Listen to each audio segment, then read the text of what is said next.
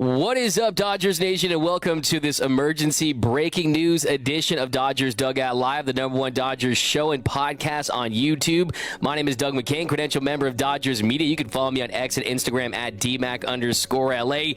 This is going to be a shorter live stream. I'm supposed to go to a Super Bowl party pretty soon, but like I said, Kike Hernandez re-signing with the Dodgers is my Super Bowl, and Kike took to his own Instagram to announce the news.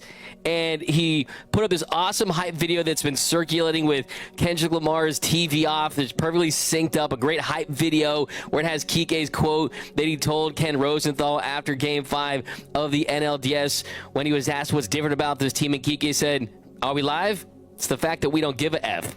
And it had this hype video, and then you scroll to the right, and it's Kike and his middle finger with the 2020 World Series championship ring, and it's beautiful. It says, "Walking through the open door, hashtag 26 man." It's this picture right here, Kike's middle finger. So clearly, he still does not give an F. And now the Dodgers roster is essentially set at this point. You have Kike Hernandez back, and yes, you will have to make a corresponding move to the 40-man roster, but this also coincides with the start of when pitchers and catchers report to spring training. Tomorrow at Camelback Ranch in Arizona, things will be official, and right when the beginning of training camp starts, that's when you can start to use that 60-day IL. And you can pick any number of names that the Dodgers can move, whether it be a Gavin Stone, whether it be a River Ryan, whether it be a Brusdar Graterol. We'll see if Clayton Kershaw gets a deal done. He gets transferred to the 60-day IL. So there are tons of moves that they can make to free up a roster spot. The other big question is, what do you do with him on the 26-man? And the interesting competition there is going to be, what does this mean for Chris Taylor, for Andy Pages, for Ha-Seong Kim?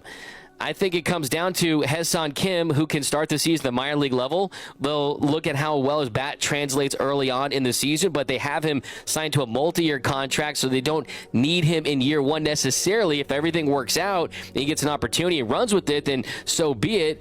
But then there's also Andy Pages, and Andy Pages has options as well. He could start the year down at the minor league level. But if you've been watching the show all off season, if you looked at my power rankings, my number 1 was Blake Snell. My number 2 was Teoscar Hernandez.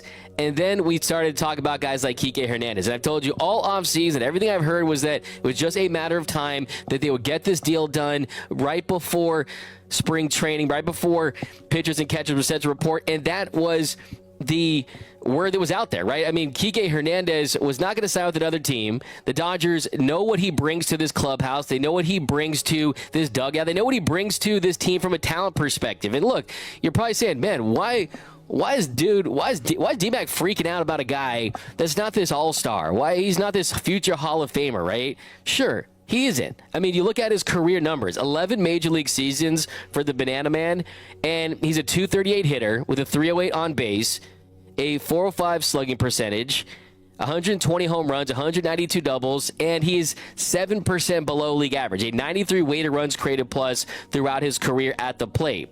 But it's the versatility one. He started center field. He started shortstop, third base, left field, right field, first base. He's pitched. This guy has done it all. And you look at last season, he filled in for Max Muncy. He started 60 games at third base, but it wasn't just that. He played shortstop, second base, first base, left field, and center field all just last season. And we're not talking about an inning here, an inning there, a couple games here. He played at least 6 games at each of those positions last season. And you look at his numbers as a whole last year, they're not overly impressive. They don't pop off the page. 229 batting average, 281 on base, 373 slug, was 17% below league average with 83 weighted runs created plus. But you guys know I love numbers, but they don't always tell the full story because that is for his whole season. But you guys know what he did at the All-Star break. He had astigmatism in his eye. He saw an optometrist. They gave him special glasses for his right eye. And after the All-Star break, Kike, he took that batting average that was at 229 and it was at 274. The on base went up to 307 and the slug went from 373 to 458, and he went from 17% below league average before the All-Star break, before the goggles, before the glasses, to 12% above league average. So he ends up with a 112 weighted runs created plus after the All-Star break. We're talking about almost 3 months of action. And then the number one reason why you re-sign Kike Hernandez, the number one reason why he is worth his weight in gold, is because he turns into an all-star in the postseason. He's not an all-star in the regular season. In the postseason, he is nails. He is an absolute dog, and the numbers back it up. This year in the postseason, didn't even really start first couple of games against the Padres. Then Miguel Rojas suffered the injury. Tommy Evan moved to shortstop. Kike Hernandez took over in center field, and then this team took off. 13 postseason games, final 13 postseason games of the year for the Dodgers. He had almost 300. He had 294, 357 on base, a 451 slug, had a 129 weighted runs created plus. And it wasn't just, okay, the overall offensive production. It was what he brought in big moments.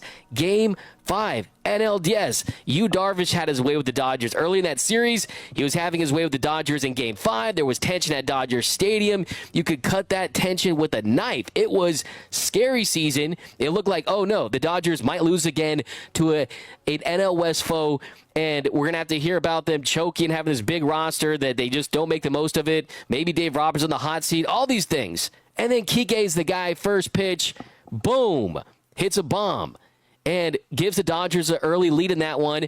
And Teoscar hit another home run. The other Hernandez did later, and they end up winning that game behind some fantastic pitching. But it was the moments. Game 3 of the NLCS against the Mets gets a big hit. Game 5 of the series against the Yankees, he's the guy that sparked the rally that led to the 5-run comeback. The Aaron Judge dropping the ball, it's because he saw Kike Hernandez out of the corner of his eye. When he was rounding second and going to third, he's the guy that blocked Volpe's vision to get the ball to Jazz Chisholm that led to the errant throw. There's things that Kike does that don't show up on box scores. This guy's an absolute winner. I've dubbed him the Dodgers version of Derek Fisher just because he's not this all-star Hall of Famer. But in the postseason, these are the kinds of players you need. These are the kind of guys that step up in big spots. They're not afraid of the big moment. They also keep things light, right? I mean, you kind of take some attention away from Shohei and Mookie and Freddie and the pressure that was on those guys because the comments he made to Ken Rosenthal, where he almost got fined, almost got suspended for that. His teammates love him. You ask any of these guys who's the funniest guy on the team, they don't let you finish your sentence before they say Kike Hernandez. So last season, he was great in the postseason. Throughout his career in the postseason, a 134 weighted runs created plus. He's at 278, 15 home runs in 86 games. I told you on Thursday's show that Kike is actually tied with Babe Ruth for postseason home runs with 15. He's 20th all time. And yes, that is a lot less at bats in games for Babe Ruth. Of course, you didn't have the extended series. It was very different back then, but I still think it's pretty cool. I'd be telling people that. It'd be my fun fact about me at a party if I were Kike Hernandez. So, I mean, he's tied for 5th all-time in postseason home runs. I mean, this is that guy. So, look, he brings versatility. He's clutch, great in the clubhouse. Fans love him. It was a no-brainer. And this is interesting, too. This is the 4th time the Dodgers have acquired him. I mean, dating all the way back to 2014, the winter meetings, the Dodgers are making moves. We're like, who's this group back then? I mean, they're still kind of trying to make their way out of the Frank McCourt era. And you send D. Gordon to the Marlins. Andrew Heaney, who can forget his famous tweet there, was a Dodger legend for a day. And you get Austin Barnes, you get Howie Kendrick, and he was a part of that deal.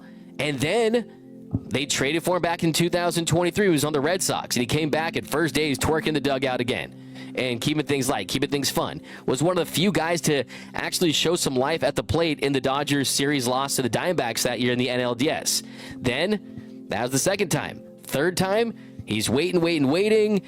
Not a huge market out there. The Dodgers end up trading Manuel Margot, and all of a sudden, they bring Kike Hernandez back. And they sign him to a $4 million deal, and now he's back again. The 4th time that he's back with the Dodgers on a different transaction. So this is a great move. It's a fantastic move. Like I said before, the second that the Dodgers didn't come through next year in the postseason, the second they look like they lack life, the second they look like they weren't coming through in a big spot, if Kike was on another team, you guys would be furious. You guys would be pounding your fist, yelling from the tallest mountaintop, where the bleep is Kike Hernandez? Kike would have made that play. Kike would have gotten that hit. It sounds crazy because he's not this future Hall of Famer, but if you've watched this team for long enough, you know that nothing scares this guy. I'll never forget the home run he hit off of AJ Minter there in the NLCS in 2020, how big that was. I mean, hitting the 3 home runs against the Cubs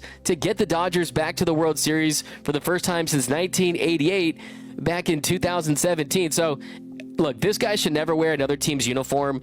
He is beloved by the fans, beloved by this organization, and hey, I'm glad he got this deal done. I kind of hate that he did it before the Super Bowl because, I mean, I'm supposed to go to a Super Bowl party, but you guys know Dodger baseball waits for no one. But let me know down below, how excited are you guys? What is your reaction to the news that Kike Hernandez is back with the Dodgers? I see people talking about Nolan Arenado. What does this mean?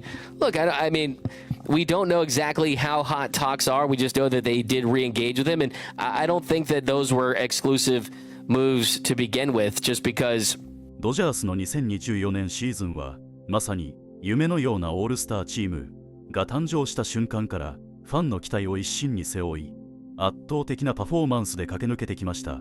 大谷翔平、ムーキー、ベッツ、フレディ、フリーマン、これほどのスター選手が一堂に会し、チームとして戦う姿はまさに野球ファンにとっての最高のエンターテイメントでした。シーズンを通してドジャースはまさに勝つべくして勝つチームでした。オフェンスでは大谷翔平が豪快なホームランを放ち、ベッツが驚異的な守備とバットコントロールを披露し、フリーマンが頼れるバッティングでチームを支える。そしてピッチング陣には新たに加わった強力な先発投手たちが圧巻の投球を見せ、ブルペンも安定感抜群。まさにどこから見ても隙のない超完成型のドジャース。そして何よりも印象的だったのは選手たちが見せる団結力と情熱です。ただのスーパースターの寄せ集めではなく、お互いを信じ合い、支え合い、チームとして戦い抜く姿が本当に素晴らしかった。毎試合、ベンチでは笑顔があふれ、ビッグプレーのたびに選手たちが肩を組み、大歓声を上げる。その光景こそが、ドジャースが最強のチームである理由ではないでしょうか。特に NL 西地区優勝を決めた試合のあの瞬間、9回裏、最後のアウトを取った瞬間、選手もファンも一体となって歓喜の渦に包まれました。スタジアムの青い海が大きく波打ち、選手たちは抱き合い、涙を流しながら勝利の喜びを分かち合いました。まるで映画のワンシーンのような最高の瞬間でしたね。しかし、これはまだ終わりではありません。ここからはワールドシリーズ制覇というさらなる夢に向かって突き進むのみ、ドジャースがどんなドラマを見せてくれるのか、これからも目が離せません。皆さんもこの歴史的シーズンの証人となりませんか。これからもドジャースの戦いを一緒に応援していきましょう。動画を楽しんでいただけたら、ぜひいいねとチャンネル登録をお願いします。コメントで皆さんの熱い応援メッセージもお待ちしています。さあ、次の試合もドジャースと共に